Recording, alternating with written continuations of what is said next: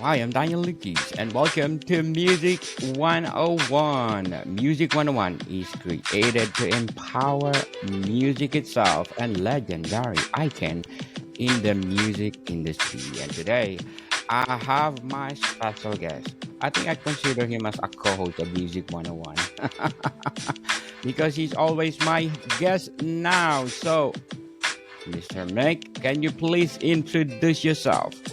You bet. Good to see you again, my friend Daniel. Yes, this is Mick, the Doctor of Digital Smith, and I have a podcast under the same nom de plume, which is the Doctor of Digital Podcast, and also have a Facebook group, which is Mastering Presentation Secrets, where I help people speak and write better because we love writers and we love podcasters. We love people doing creative work, such as yourself, Daniel. So those are some of the things that I do. Yes, people, let's empower authors, podcasters all over the world like us. So, Mr. Mick, let's do the recap of what we talked about last week. Yeah, Yeah, we The talked legendary Mr. Ian Hunter. the legendary Ian Hunter. Yes, that's one of the books that I have out. That's On Track Ian Hunter, and that's available on Amazon. So he is a individual who I've been following for about 50 years or so, maybe a little bit longer even. So he was in the legendary Mott the Hoople band, came from England. He went into a solo career from 1975, and since he is only 85 years young, he is still going strong. He had a CD out last year, this year, and he's got another one, Defiance Part 3, that's still coming out probably next year. So still rocking and rolling after so many years. Yes, still rock and roll. So let's give him a drum roll for Mr. Ian Hunter. Thank you for sharing your talent to the world. And I hope you will continue to inspire us. Okay, so Mr. Mick, what will be our topic for today? Well, this time, what we're going to chat about is a project that I've been working on. And this is as a told to story because this is about Chip Monk. That's not his real name, but it makes an obvious name that you can call him by. So this is a person with his last name, Monck, and he picked up that little name when he was a younger guy, and they call him Chip. So he was sometimes known as the voice of Woodstock, but that would be only the little bit of what he's actually done over the course of many, many years. So he had worked with all kinds of famous artists, such as Bob Dylan. He had been a part of the Newport Jazz Festival, the New York Folk Festival, and then went on to other things as well, including Woodstock, working with the Rolling Stones, Peter Gabriel, Bette Midler, all kinds of things that are unbelievable. So what I'm trying to do is to take his reminiscings of all the things that he's done over the course of so many years, an important part of rock history that's never been told. And so this is the project that's kind of a passion project, but I think it's an important part of what people might say the oral history, because he was a guy that is a lighting director professionally, but ended up doing some other things as well. He was an announcer, and especially at Woodstock, but some other places as well, that he had been in Newport Folk Festival and Newport Jazz Festival. And he also did something along those lines. But he is the individual who is really credited with all of the things that people know. So if you go to a rock and roll show and some sort of show on Broadway or Vegas and all the lighting that you see, that's really because of all the innovation that Chip Monk did. So we sometimes call him the grandfather of rock shows, and then brought it to other productions as well, Broadway, Vegas, and other places such as that. For sure. And thank you, Chipmunk, for giving us your voice. Oh, thank you so much. So, Mr. Mick, what is the title of Chipmunk debut album? This is going to be the grandfather of rock and roll productions, and it's an as told to story because it's going to be his reminiscings of all kinds of things. So I could go on and on about all these really interesting tidbits in the course of his career. Oh, for example, he was very closely associated with Bob Dylan very early in Dylan's career, way before he became famous, because he was typing out lyrics on Chipmunk's typewriter, probably in the early 60s. So this was even before he has been a big hit. So after doing things like that, he was, of course, famously known of the voice of Woodstock. And if you listen to the clips, it's the one that you say, this is what I remember from the Woodstock film. He gave a warning about the brown acid. So he's telling people like, okay, be a little Yes. careful. We don't know about that one. So be a little advised. So he also warned people to get off the towers because, about Woodstock, there was a lot of storms, there was rain, and there were people up on the tower. So he's saying, you might want to get off the towers with the lightning coming. So those are the things that he's well known for. But of course, it's really his lighting. And when he was an innovator, he was also the individual at Altamont. So Altamont was the infamous festival concert that the Rolling Stones did, something like it was Woodstock West. So it followed Woodstock, but so some really unbelievable things that happened. And one of the most famous is that the Stones were actually recording Altamont, and they were recording a live concert. But this is back in the day when things were really unsophisticated. Nobody knew how to do anything. So they actually hired the Hells Angels to be the security guards. Now, what could possibly go wrong Oh, by hiring wow. Hells Angels? But see, there were no professional security services at the time. So that was the best that they could do. And unfortunately, it was an extraordinarily tragic incident. While the Stones were playing Sympathy for the Devil, the Hells Angels got a little bit out of hand and they actually killed a young man at that concert. So Chip was the individual who went to the parents and had to explain what had happened. So these are things that have happened over the course of the years. And like I say, it's not really what he's really known for professionally because he's a lighting director and he won the Parnelli Award, very Mm. prestigious award in that field. He's also been popping up. So I think this is a great story because it's never been told. And he knows all these people and knows all these things that have happened to all kinds of, excuse me, favorite and famous artists all through the years. Crosby, Stills, Nash and Young, Peter Gabriel, Bette Midler, the Rolling Stones, Bob Dylan, and all those things. I think it's a really important part of history and really important part of concert and live concerts because this is the way I look at it. When you go to a concert, you're not supposed to pay attention to the sound because it's totally seamless. You don't pay attention to the lighting because you don't really notice it. It just enhances the show. So that's what he's been able to do. And everybody has followed him. He's a huge influence. Yes, the untold story of Mr. Chipmunk. So, which single gave a Chipmunk his first top 10 hit in the UK? Well, he's not a musician. So the thing is, he's been one individual who's been lighting all the shows. So if you look back early in his career, he worked with a lot of the top jazz and folk artists. And what he had done when he was a younger person is that he learned how to be very innovative because no one had done this. So then when he applied himself to the outdoor festivals, then this was kind of a new phenomenon. It hadn't really happened. So he was also at the Miami Pop Festival, very innovative, two stages that were working simultaneously, had never been done before. No one had done the lighting for that. So having worked with all these top artists throughout the 1960s and 1970s, he's really known for the ability to put on a great show and for all the first-rate artists that he has seen. So all these things that he come up with that are just, it's unbelievable that one person could have been present in all of those things and all those places. So 1974, he goes to Zaire in Africa, and this is the Muhammad Ali fight, and there's a huge music festival. Again, that's something that he did, is huge influence and really important concert tied in with the fight, which everybody was paying attention to, especially those who were around in 1974 and remember it. But what he had done is had worked with all these top artists and then popped up later in his career also at the John Paul II famous Mass at Dodger Stadium. And again, it was Chip Munk who did this. So because that's how well known he had become and how prestigious his working with professional artists and others in producing live shows. So, Mr. Mick, what do you think missing in the elements that make him elevate like other famous singers? Well, see, the thing is, he is the person who could remember or tell us stories about things behind the scenes. So there were a lot of famous bands at the time. They worked with Crosby, Stills, and Nash in the '60s, and this was again tied in with that whole Woodstock era because they were really coming out with their first several albums and very influential. So he's worked with all these leading influential artists all throughout the different genres. So it's jazz, it's folk, it's rock, and I think he's mostly associated with rock. But of course, he's then done work with other artists and also across the world. So I mean, he's kind of famous everywhere, except the story's never been told, and that's so important about the project.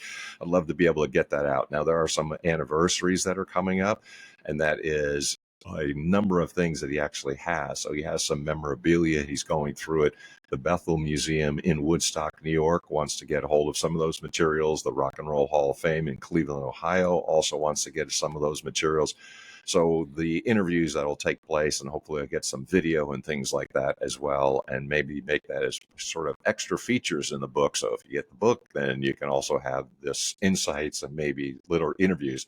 It's also interesting because this is an individual who has now been associated with rock and other artists, and starting a crowdfunding site actually to try to promote this, because we'd love to be able to see him get higher visibility. As a man who's getting past the prime age, you know, you want to be able to honor and respect those who had been so innovative and so important throughout so many years, probably like 50, 60 years at this point.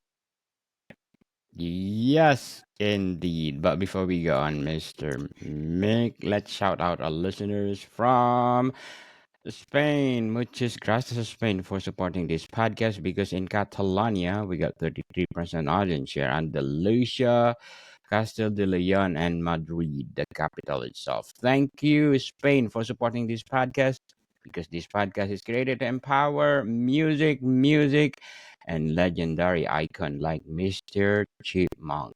So, Mr. Mick, what is the real name of Chipmunk? Yeah, it's actually a much more straightforward name. It's just Edward. So it's like, it's not like it's that unusual, but I think he got this when he was younger. So kids his own age when he was a child kind of make an obvious point that his last name is Monk. It's Monck, but then it started Chip, and it's just stuck with him throughout his entire life. And that's why most people know him by Chip.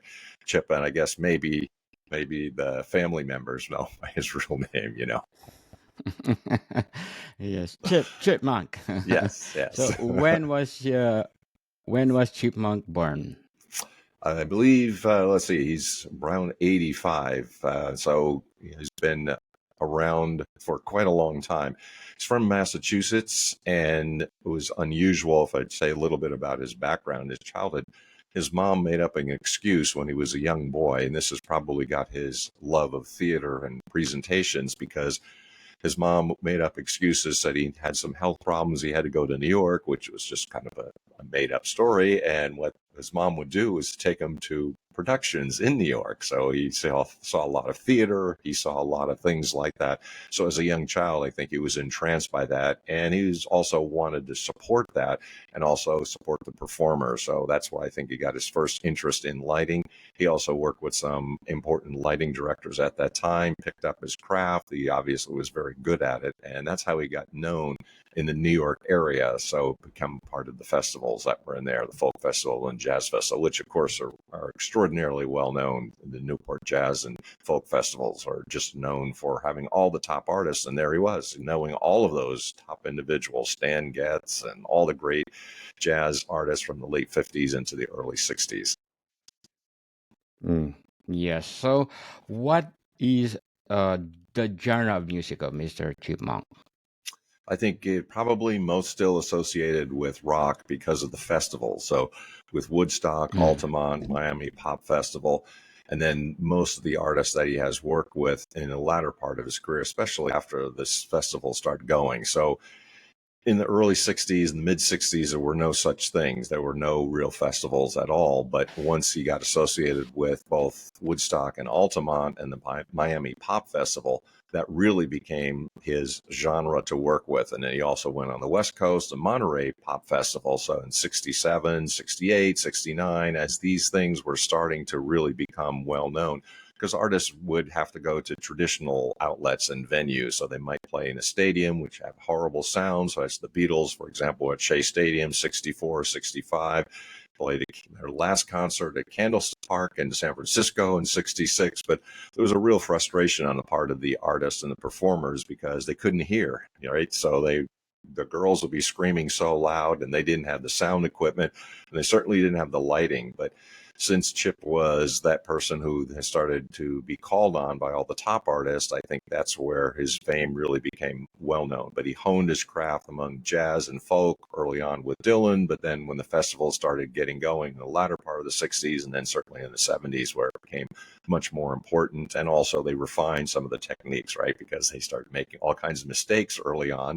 Nobody knew how to do that. And I think the lighting that Chip did, that's why he's become so influential. So it's probably rock. And that's why I think the important story is this oral story, which has never been told. Never been told. So can you give us some of his accolades? Yeah, I think the probably the Parnelli Award is the one that makes most importance. Although he's been nominated for Tonys and been nominated for other things and being a part of productions, but Parnelli is the one award that's really within his own field and really is a recognition by his peers and professionals of how important he is and how much significance that he has in producing shows or places that venues where you wouldn't necessarily expect a rock artist, but he popped up in shows such as in Vegas and Broadway. So any type of live presentation by performers, actors, creatives of all types, you're really seeing a lot of what Chip was able to innovate. That's why I'd say he's the grandfather of productions, because that's what he's been able to do. That's why I say if you notice things that you shouldn't notice when you're going to a performance, such as the lighting and the sound, there's something wrong. So it's an amazing and a ironic, paradoxical type of phenomenon. If you notice it, it's probably bad. If you don't notice it, somebody's doing really good work, such as Chip Monk, because that's what he was trying to do. And that's the goal, is to allow the performers to perform and not to notice the things and just highlight them through the lighting and the sound. Yes, for sure. So do you think if Mr. Chipmunk is still alive, what do you think will be his achievement? Well, he is coming to LA, and that's part of, he's been in Australia for some time, but he is coming to LA, and this is where I say he's going to his memorabilia. And I think this is where people are starting probably to recognize. I work with some of the leading photographers at Woodstock, and in the book, we'd like to be able to contact some of those photographers. Also, Henry Diltz is one of them, who's well known, and others who have maybe have unpublished photos from back in the day. And this would be a great opportunity now to put all that together in a volume. That's the goal as well, too. So, yep, extraordinarily important and something that I think has this huge gap in rock history in terms of oral history that we want to be able to fill with this project. Yeah, so do you think he's qualified for Hall of Fame, rock and roll? That's an interesting question, because here's one of the problems that a lot of people have noticed, that Rock Hall of Fame in Cleveland is really controlled by people outside of Cleveland. So, in other words, the reason they picked Cleveland in the first place, and this is one of the things that I know from my own volume and Mott the Hoople and my own work with Ian Hunter, is that it's moved away from, strictly speaking, rock and roll and rock, because they want to kind of broaden their audience, which I understand it's more of a marketing idea and also to fit in with a lot of people what they want. So it may be, and it's possible, but I think it's also more unlikely, because it's very unusual to have a non-performer in the Rock and Roll Hall of Fame. But people are definitely interested in him. I think that's why the book is so important, that it's a way of really honoring him and saying, here's a guy who probably should be in the Rock and Roll Hall of Fame. We're not sure if he's going to be able to make it, but let's highlight him and really show some appreciation for the contribution that he has made to all kinds of shows, and especially rock and especially festivals. For sure, let's give him a big, big cheering squad. Mr. Chipmunk, thank you so much for those music you shared to us. And before we go on, Mr. Mick, I'm inviting you to please do listen to my other podcast, Book 101 Review, on my fourth season. And please do tune in for my feature author of the month of August, no other than Mr. Aaron Hodge, New York Times best-selling author. He's gonna be my feature author of the month for 5 episodes. So please do tune in. Book 101 review. And Mr. May, can you please invite our listeners to support your podcast and books? You bet. So it's a couple one that's on the screen. If people can see that, that's Burning America in the Best Interest of the Children. That's on Amazon, and also the On Track Ian Hunter, also available on Amazon. So if people want to listen to podcasts and find ones like Daniel's, please look over at mine. That's the Doctor of Digital podcast. And also make sure you connect with me directly. That's on Mastering Presentation Secrets on Facebook.